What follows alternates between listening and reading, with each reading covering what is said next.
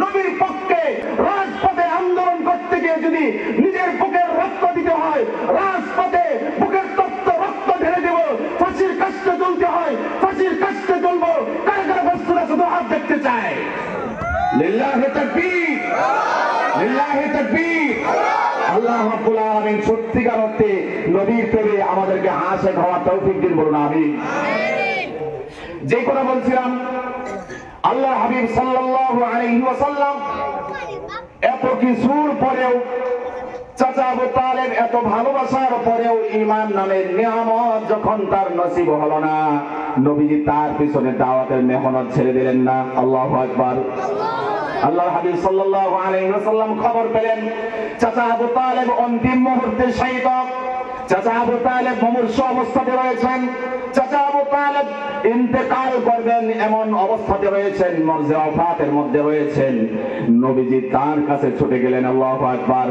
আল্লাহর হাবিব সাল্লাল্লাহু আলাইহি ওয়াসাল্লাম এবারও চাচার পিছ ছাড়েন না, মৃত্যুর আগ মুহূর্তে দাওয়াত দেন, ও চাচা আপনার কাছে রিকোয়েস্ট করছি, মেহেরবানি করে জীবনের শেষবারের মতো কালিমাটা পড়েন, যাতে করে কাল কিয়ামতের ময়দানে আমি সুপারিশ করতে পারি।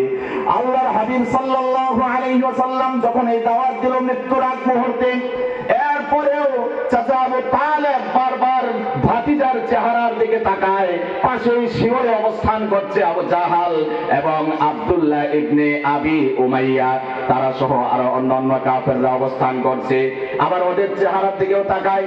অবশেষে আবু তালেব তিনবার দাওয়াত পাওয়ার পরে এবার আবু তালেব বলল, ভাতিজা আমি জানি তোমার ধর্মটাই সত্য, তোমার আল্লাহই সত্য, তুমি যে তাওহীদের দাওয়াত মানুষের কাছে প্রসার করে বেড়াও সেই দাওয়াতটাই সত্য, কিন্তু আমি আশঙ্কা করি আমি মারা যাওয়ার পরে মানুষ তিরস্কার করবে।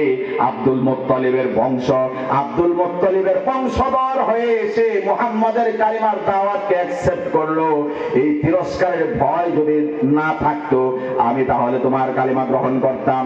অবশেষে আবু তালেব কালিমা নামের নিয়ামত গ্রহণ করার সুযোগ আর তার হলো না।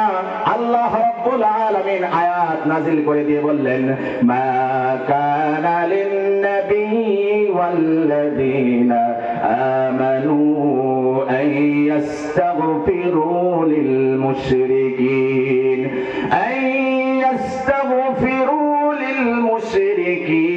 ওয়ালাউ কানু উলি কুরবা। আল্লাহ রাব্বুল আলামিন আয়াত নাযিল করে পাঠালেন, ইয়া রাসূলুল্লাহ, ইয়া হাবিবাল্লাহ, কোন কাফের মুশরিকদের পক্ষে পক্ষপাতিত্ব করে সুপারিশ করা, তওবা ইস্তিগফার তার জন্য করা, ক্ষমা প্রার্থনা করা কোন নবীর জন্য শোভা পায় না, উচিত নয়। কোন ঈমানদারের জন্য সুপারিশ করা উচিত নয়। সাথে সাথে আল্লাহ রাব্বুল আলামিন জানিয়ে দিলেন আরো, ইন্নাকা লা তাহদি মান আহবাবতা ওয়ালাকিন্নাল্লাহা ইয়াহদি মান ইয়াশা।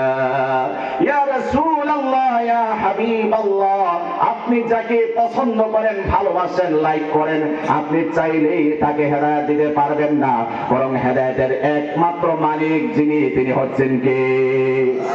হেদায়েতের মালিক কে? হেদায়েত কে করেন? আল্লাহ রাব্বুল আলামিন হচ্ছে হেদায়েতের মালিক।